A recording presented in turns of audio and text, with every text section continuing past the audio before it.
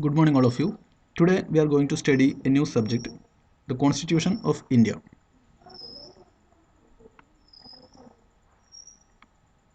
Here, the subject is having a subject code MCN 202, and it is a non-credit subject. And this subject is introduced to give you an understanding about your own human rights, and it will help you to concentrate on your day-to-day disciplines, and also it will help you to strengthen to face the society and various people here. So you can go through the course outcome, and you can see the mark distribution here. After that, you should go through the syllabus. Here you can see the different course outcomes, and they have provided different modules. You just observe the syllabus. Here you can see the subject consists of 5 modules, and in the first module you will study the definition for constitution. After that, a small historic background about the formation of the constitution. After that, you will study the significant points about our constitution. Then you have to study the preamble of the constitution in detail, and you will study the constitution part by part, just like the union, then citizenship, then fundamental rights, fundamental duties, directive principles of state policy.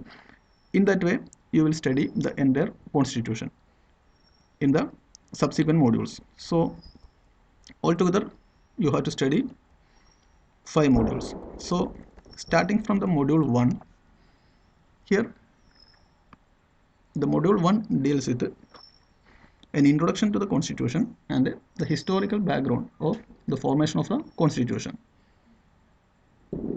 As an introduction, do you know what is the constitution of a country? By definition, constitution is the supreme law above all the other laws in the country. Or we can also define it as the constitution is a document which consists of a number of articles about the state, specifying how the state is to be constituted and what norms it should follow. Or in other words, we can say the constitution establishes the structure, procedure, powers and duties of the government, and the fundamental rights, directive principles and fundamental duties of the citizen. Here you observe the structure, procedure, powers and duties of the government, and the fundamental rights, directive principles and fundamental duties of the citizen. All of these are described in the constitution. Now, a constitution can be of different types. If you observe the constitution of different countries, then you can see that there's a lot of type of constitutions in the world. So let's discuss them one by one. Here, constitution we have already defined it. After that, we will study different types of constitution. A constitution can be an evolved constitution or an enacted constitution. Evolved and enacted. What is the difference between the evolved constitution and enacted constitution? Here, an evolved constitution has been developed over the course of time. That means the contents are being added one by one when it is needed. That means this evolved constitution is formed without the deliberate effort of peoples. That means here the people are not sitting together to form a constitution. It simply came to existence just when the demand is felt. Whenever the demand is felt, then each articles got added, and in that way it simply evolved. And what about the enacted constitution? Here the constitution is made by a deliberate effort by the people. Here the people sat together in a constituent assembly and they deliberately prepared the constitution. So that is the difference between the evolved and enacted constitution. So do you know which type of constitution India is having? Definitely it is an enacted constitution. Now what about written and unwritten constitution? You know, some constitutions just like the constitution of Britain are not written. It's simply evolved, and it is not written. It's just going on, that's all. And you cannot see a printed version of such constitutions. So such constitutions are unwritten constitution. And what about some other constitutions? They are written, just like Indian constitution. So you can have a copy of our constitution written. So that is some another difference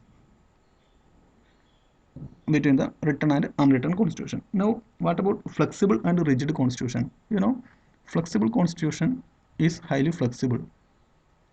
That means the constitution can be amended very easily. Now what is the amendment of a constitution?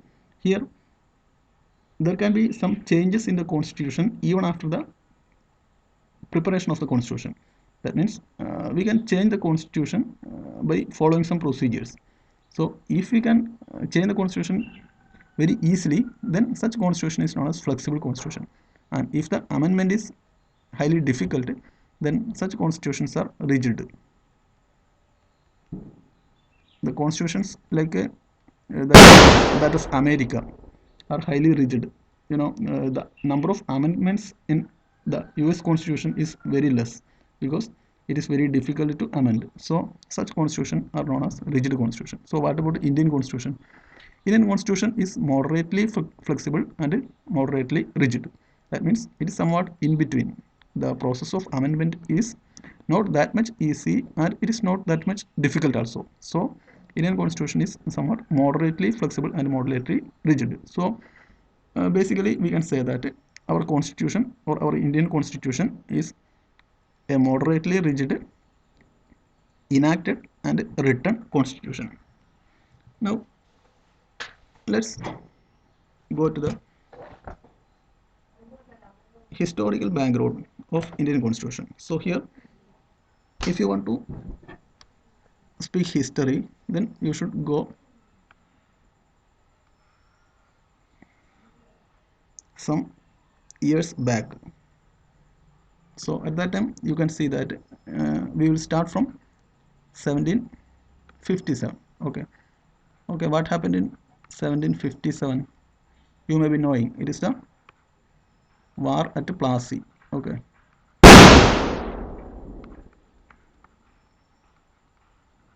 so what is the significance of this Plassey war? So during this Plassey war, the war was in between the Nawab of Bengal, Siraj ud Dowla, and Robert Clive. Now, who is this Robert Clive? He is the Governor General of British East India Company. So within this war, the Robert Clive won, and British East India Company started ruling the region of Plassey. Now, where is this Plassey? It is in Bengal. So who is this Robert Clive? He is the, I have already told, he is the Governor General of British East India Company. So this company came to India from England. So at that time India was not like that, not like the current situation. Just like it is a union of different small countries, or here we can see different small princely states, just like the Bengal, then Audh, Satara, Tiruvidampur, Kochi, Hyderabad, Junagadh. In that way, a lot of different princely states, and these princely states were highly independent to each other. And here there was no a concept just like a united India at that time. So at that time the British East India Company came here, and a lot of wars took place, and they slowly captured the rule in the entire region. So if you see in 1857, up to 1857, the company ruled in India. For a century, the company was ruling in India, and in the company's rule or under the company's rule, they made lot of rules, just like the 1773 regulating act, then 1784 Pitt's India Act, Pitt's India Act, then the Charter Acts 1793, then 1813, 1833, 1853. So during all these years there were Charter Acts, Charter Acts. Now, what is the significance of all these acts? These acts were formed under the rule of British East India Company in India. So, basically, these rules are intended to the well-being of the British people in India. That means, or to regulate the life of the British peoples in India, they introduced these rules. Just like the Regulating Act is introduced to regulate the executives in the British East India Company in India, and Pitt's India Act was introduced for the same reason. And for the same reason, they have introduced all these Charter Acts also. So what happened in this 1857, that also you know, it is the first war of Indian independence. First war of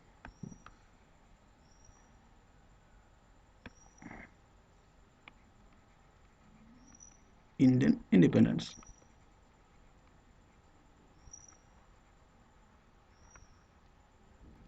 So after this 1857, in 1858 there was a rule which is known as Queen's Proclamation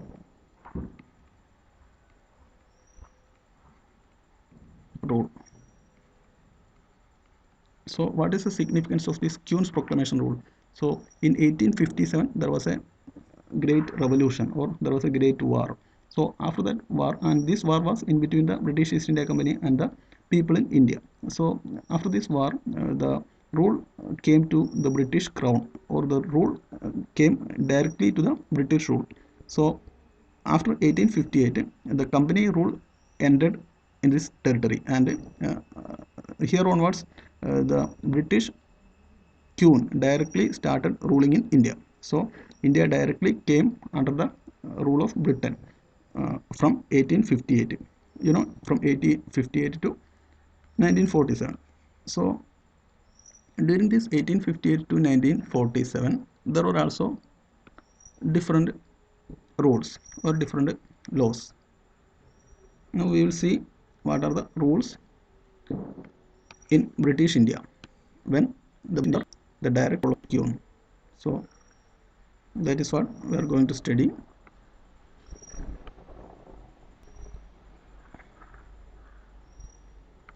Here in 1861,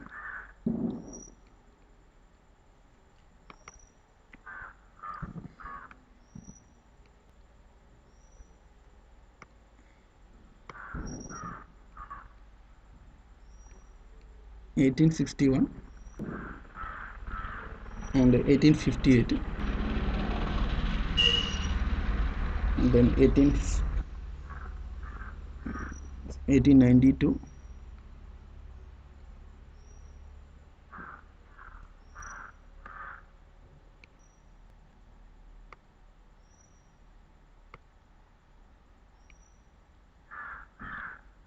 1892, and then 19,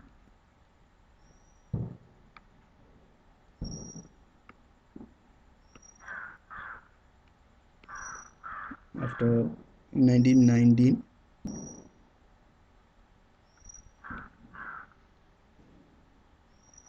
Okay, then 1937. All these years, different rules were made. In 67, 1892 and 1909, it was the Indian Council Act. Indian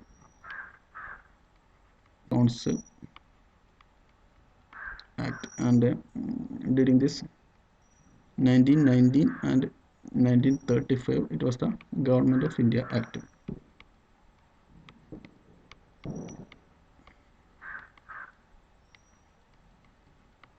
Now, what is the significance of all these acts? Here you can see that all these acts were introduced whenever India was under the direct control of the British Queen. Okay, so if we are speaking about it in detail, then we can see that the India was ruled by a viceroy. That means the viceroy will change time to time, just like some 4 or 5 years later, each viceroy will change and a new viceroy will come. So in that way, the viceroys ruled as a representative to the Queen. So in that way, there were different viceroys in British India. So once we are under the British viceroy's rule, then we have faced all these rules. And what is the significance of this Government of India Act 1935? It is highly important while we are studying the Constitution. So 1935 Government of India Act is known as blueprint of Indian Constitution. So that is the first point that I want to discuss with you. What is the blueprint of Indian Constitution? So the 1935 Government of India Act is known as the blueprint of Indian Constitution. Why it is called? Because in the Government of India Act 1935, different clauses highly resemble to the different articles in the Indian Constitution, just like the introduction of a federal court, and the federal court was introduced in 1937 as per this rule. So that federal court is now known as the Supreme Court of India, and the Supreme Court of India is mentioned in the Indian Constitution. It is somewhat borrowed from the 1935 Government of India Act, and after that the office of the governors were described in the 1935 Government of India Act, and it is borrowed in the Indian Constitution also. Then the some important points, just like the formation of public service commissions, then the emergency terms, all these were borrowed from the 1935 Government of India Act. So this 1935 Government of India Act is highly important once you are studying the Indian Constitution. So after that 1935, then also a lot of acts came. So in between these years, there were a lot of small acts, just like the Indian University Act, then Indian Arms Act, then Indian Vernacular Press Act. Indian Vernacular Press Act was came on effect in 1878, and in 1902 the Ancient Monument Preservation Act.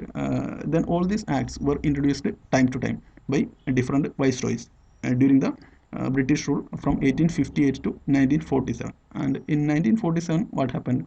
So in 1947, the act which is known as the Indian Independence Act came on effect. Okay, 1947 Indian Independent Act. So this Indian Independent Act came on August 1947, that you know. So that day is known as the Independent Day of India. So after this Independent Day, then also different rules were formed, or different acts were introduced in India, and that acts were under the Government of India only. That means those acts were not from the British rule, but the rules proposed after this 1947 were formed from the Government of India only. So we will discuss the remaining rules in the subsequent modules. So here we have to discuss about the formation of the constitution. Now, how the constitution is formed. So, whenever the people were struggling, or the people were making revolutions to get independence, they started demanding for a constitution also. Now, why we started demanding for a constitution? Because once the British peoples are gone, then what will happen here? Here there will be no particular rules. So at that time anything can happen, just like some other countries may come and conquer us, or some military forces will establish their rule here, or something will happen, just like some prominent personality may appear in the India, and they will start ruling here, or some rich people they will form a group, and they will start ruling the entire country, or anything can happen, and it is not good for the people, because whenever the British people were here, there were some particular kind of ruling, and there should be some proper kind of ruling even after the Britishers are gone.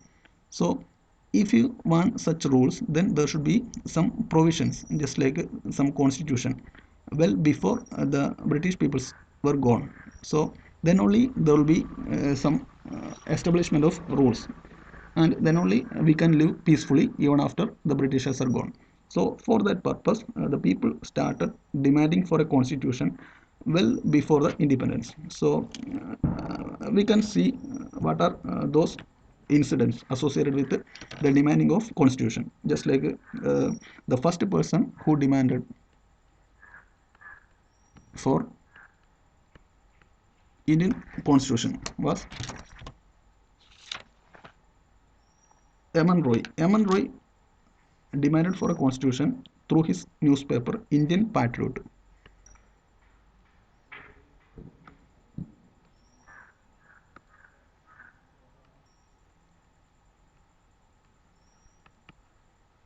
Patriot. Okay, and after that, in 1937, in 1937,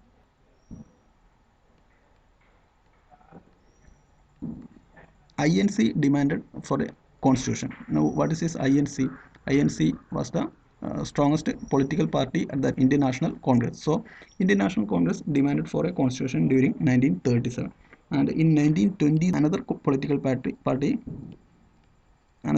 party known as Swaraj Party. So, this Swaraj Party also demanded for a constitution.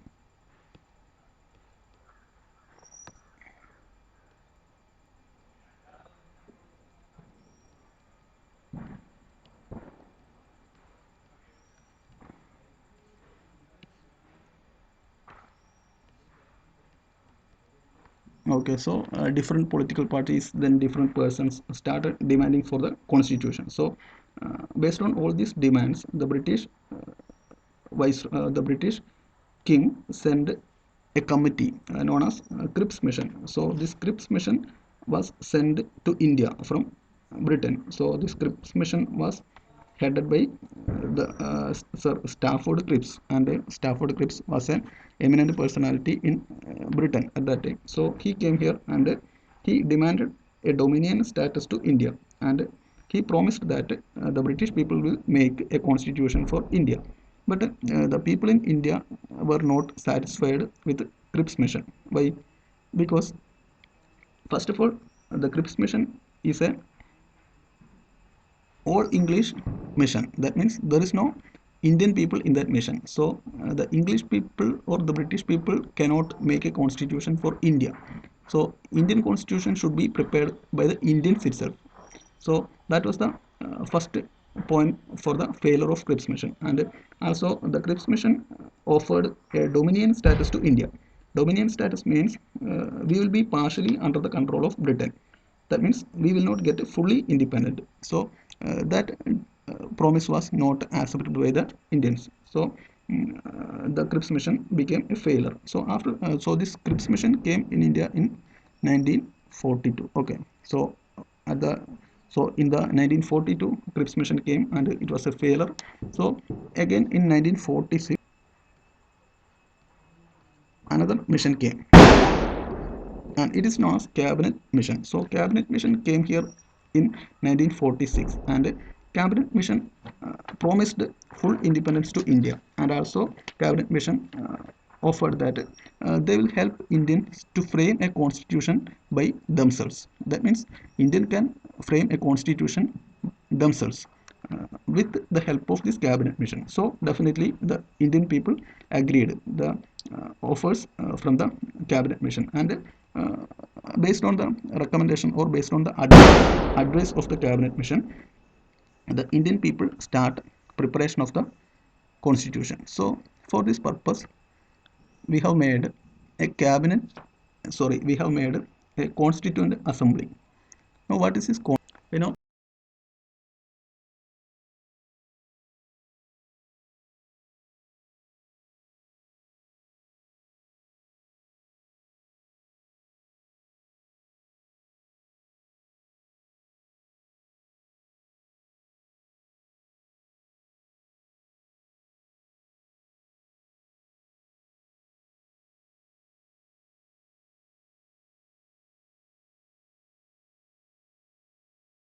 you know people should be there, and these 389 people should be in such a way to come 296 from the provinces. 296 should be from the provinces, and the remaining 93 should be from princely states. Now what is the provinces, what is these princely states? Here you can see that a province is directly under the control of the British, just like the Bombay province, then Madras province, then small provinces just like this Malabar province, then Bengal province. All these provinces were under the direct rule of the viceroy. And what about the princely state? Princely states were under the rule of Indian kings, just like the Tiruvidangur, then Kochi, then Hyderabad, then Junagadh, Kashmir. So all these princely states were under the Indian kings.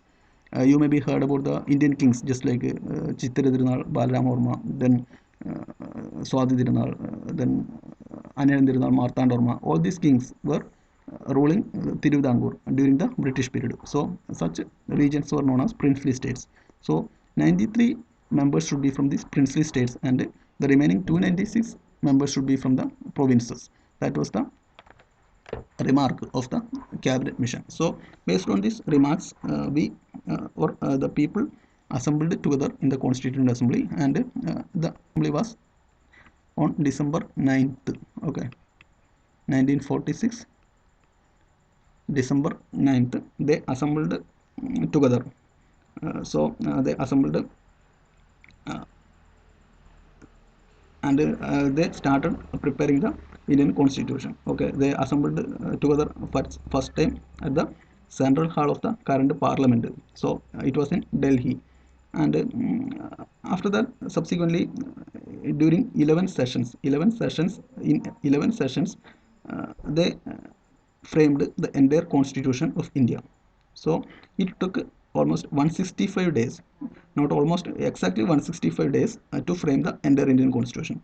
And also they took a duration of 2 years, 11 months, and 17 days for the preparation of the entire Constitution. And it took an amount of 64 lakhs at that time. Okay, now from starting from this 1946 December 9th, they started preparation, and they completed the preparation on 1949 November 26. Okay, 1949 November 26th. So here if you calculate in between these two dates, then you will find it will be exactly 2 years, 11 months, and 17 days in this. Okay, so within this duration, by taking 165 days, they completed the entire constitution. So what is the significance of the day 1949 November 26? Now if you observe the preamble of Indian Constitution, then you can see that the date is mentioned in the they specify that in this Constituent Assembly we are adopting ourselves to this constitution. So the day in which the constitution assembly prepared, or constitutional assembly fully prepared the Indian constitution, and that day was known as the constitutional day, or the legal day in India. So the legal day or the constitutional day is known as the November 26th. So every year we observe this day as the constitutional day or the legal day in India. So after the formation, the India became fully republic in the 1950 January 26. So what is the significance of this January 26th of 1950? So in 1950 January 26, our constitution came on effect. That means the day you should not be getting confused, because in this day Indian constitution came on effect, and in this day we fully prepared the Indian constitution. That means even if we have fully prepared in this day, we have waited for a duration, and whenever it was 1950 January 26th, we enacting the Indian constitution. That means from in 1950 January 26 onward, we are following our Indian constitution. So that is the brief history of Indian constitution. Now in this same class I will discuss with you the salient features of Indian constitution. Here currently in Indian constitution, it consists of 25 parts, then 470 articles, 12 schedules, and 5 appendices. So it also consists of a preamble at the beginning. So at current uh, it consists of 25 parts, 470 articles, 12 schedules, and 5 appendices. So at the time of formation of this constitution, there was only 22 parts and 395 articles and 8 schedules. So after different amendments, now it's 25 parts, 470 articles, and 12 schedules. At the beginning, it was only 22 parts, 395 articles, and 8 schedules. That you should remember. Now, in the next class, we will discuss our preamble of our Indian Constitution in detail. And after discussing with the preamble, we will discuss all the parts one by one. So that's all about the introduction for Indian Constitution. Thank you all.